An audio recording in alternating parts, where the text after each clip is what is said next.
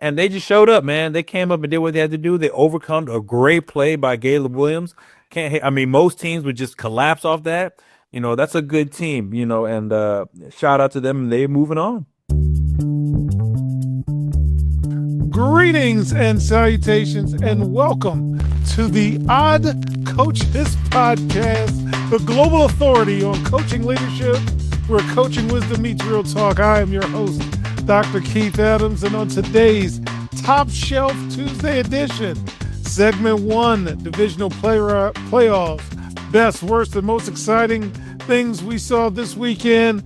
Segment 2, we're going to talk about the Steelers. A lot of openings, but we're going to focus on Mike Tomlin. And in segment 3, a preview of Conference Championship Sunday.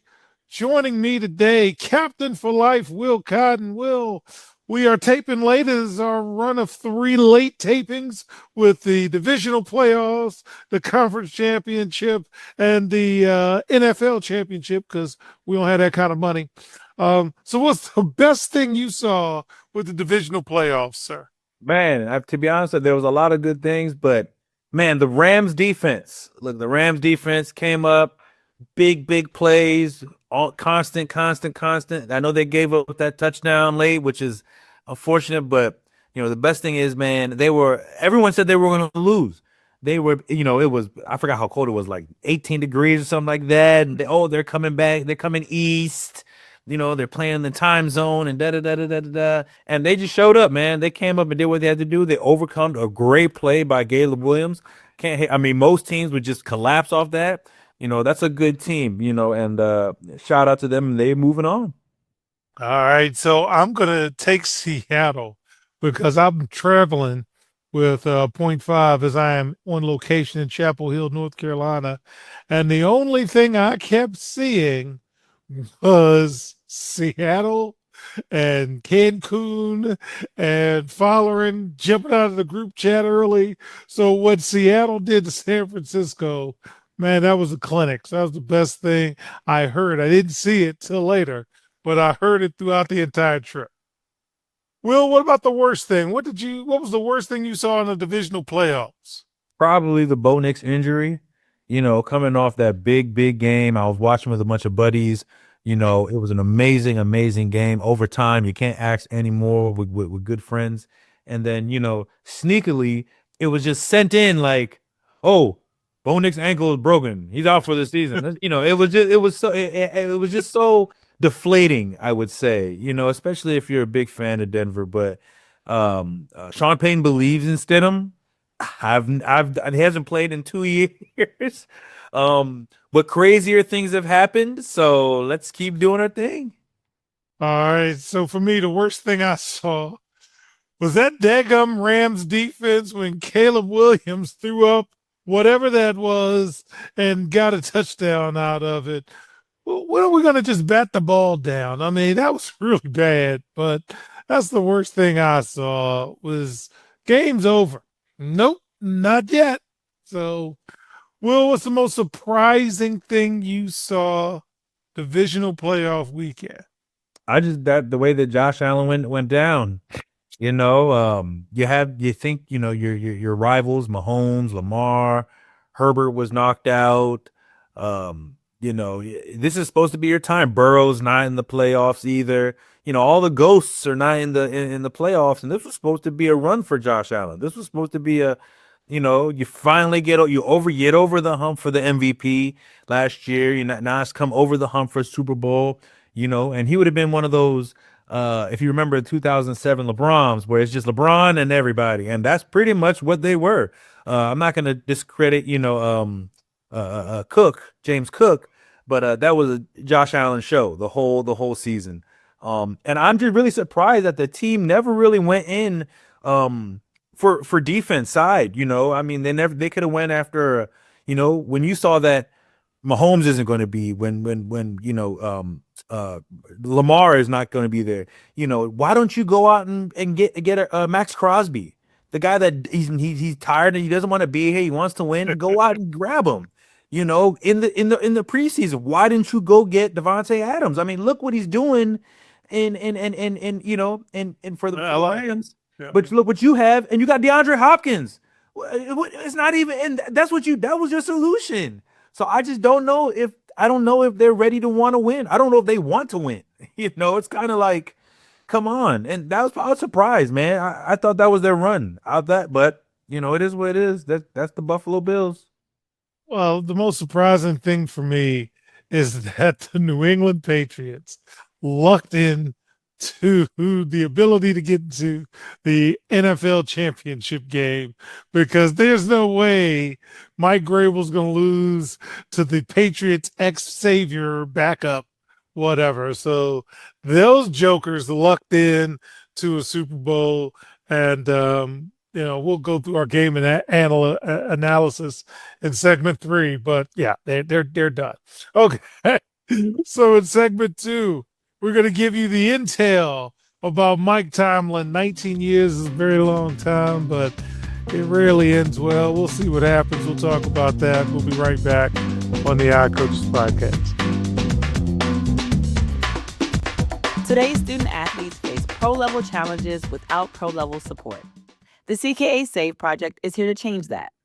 For 16 plus years, Dr. Keith Adams and his team have provided comprehensive academic and athletic support from middle school through post-graduation transitions. NIL guidance, transfer portal navigation, academic coaching, career planning, they've got it covered. The CKA SAVE project. When your future is on the line, experience matters. Learn more at www.ckasaveproject.org.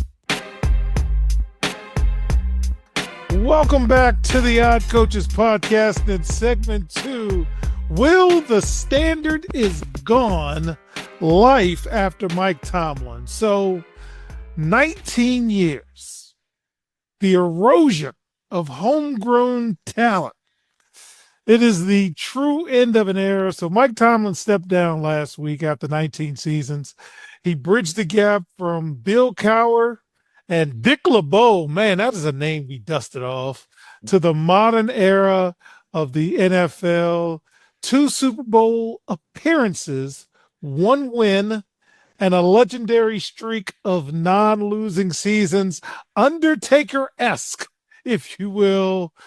But the Steelers are cheap as the Dickens, Will. They haven't had a quarterback since Big Ben Roethlisberger. I don't even think you can even draft the way they've been doing the last few years.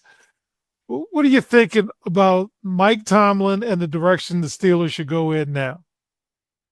I think they were kind of way behind even when Big Ben. I think the last 2 years, Big Ben was very round.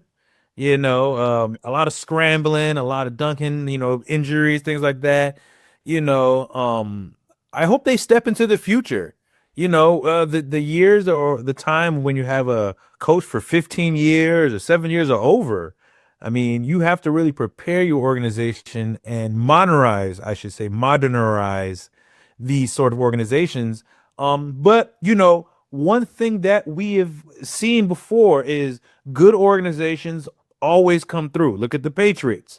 You lose Tom Brady, and all of a sudden, couple years later, boom, you're back in the AFC Championship. Same thing with the Seahawks. You move away from the Legion and Boom and Russ, boom, you're back in the NFC Championship. So, I expect this team to figure it out. They have a good organization. They have a good fan base. If you think about it, outside of just quarterback, they haven't really missed too much on what they've tried, or what they've drafted for.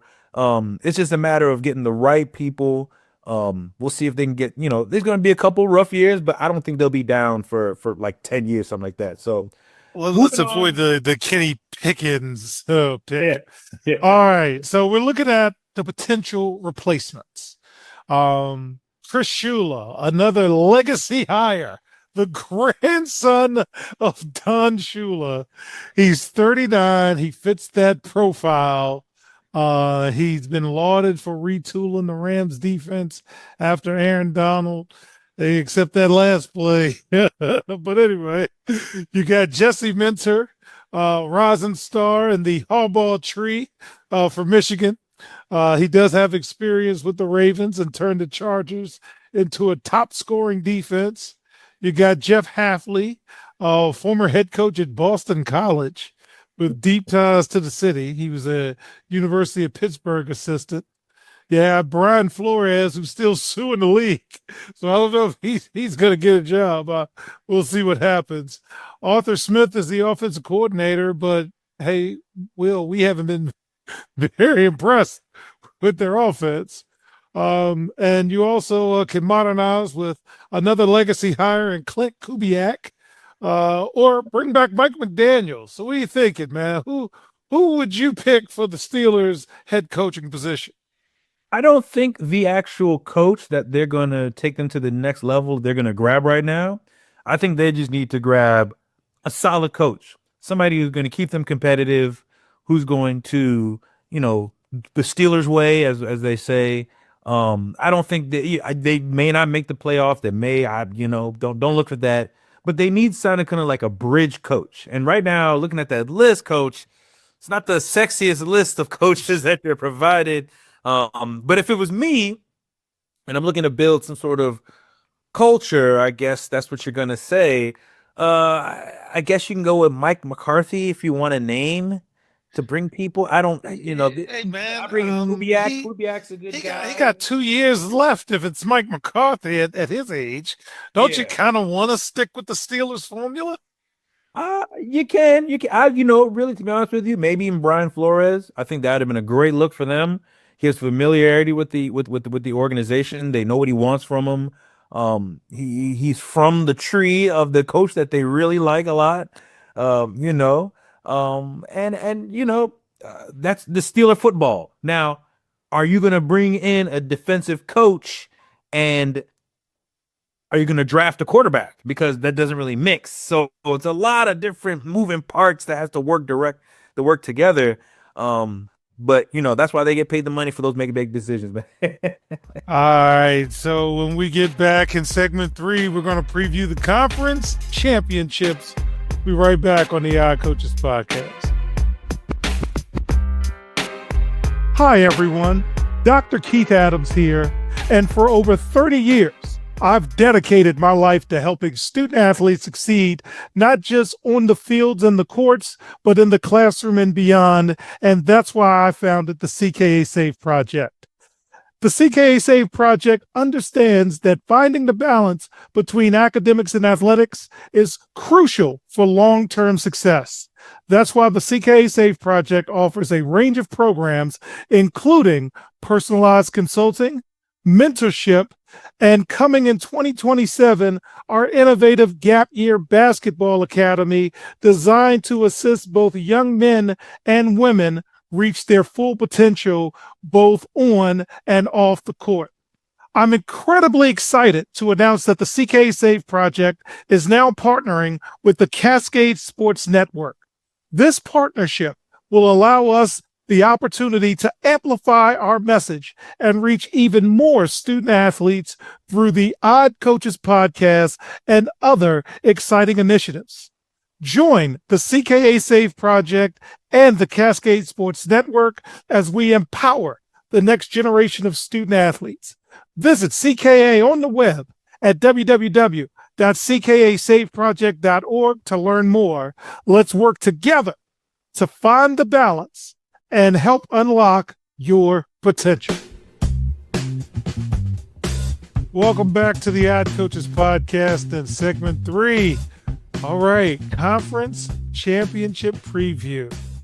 Will, on Sunday, we're going to open up with New England traveling to Denver to take on the now quarterbackless Broncos. Who do you have, sir?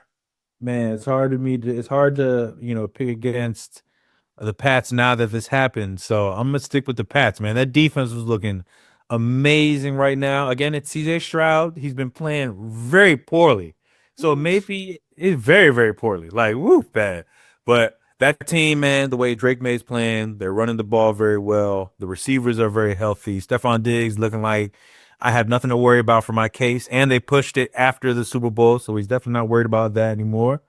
And then you have a hungry New England team who is very, very aggressive. one of the best corners that nobody even throws at to. It's going to be a very, very tough day. I have to go with New England to go in Denver and get the win. Yeah. Yeah. We can break it down if you want to, but once Bo Nix went down, it's over. So we'll play the game. We'll go through the rigmarole and the national anthem and all of that. But if New England loses, don't come home. Don't come home. All right. So in the NFC, we've got the Rams traveling to the division rival in Seattle. Will, the NFC West has been the best division in football. Any thoughts about that game? I'm going with Seahawks, man. I mean, excuse me, I've been going with the Seahawks the whole season. They've been playing amazing. I mean, who did they beat? I mean, everybody in their thing. I don't think they never lost to the Niners. They beat the crap out of the Niners. I don't think the Rams. The Rams beat them by 2, so they owe them a little get back. So I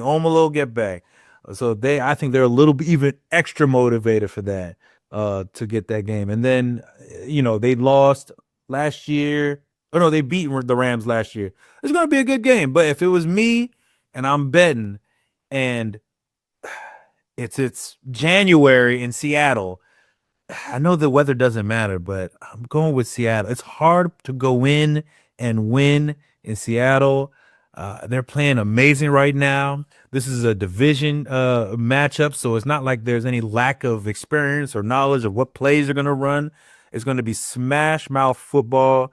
And the way things are playing, to be honest with you, the Rams were lucky to be here. The Rams were very lucky to be here, man. I'm glad they're there. I'm sorry, I couldn't do it. Now, if Seattle wins, and I believe New England's going to win, isn't that a rematch of the you should have gave it to Beast Mode Bowl? Yeah. Okay, all right. And the Rams haven't played New England in a Super Bowl. No.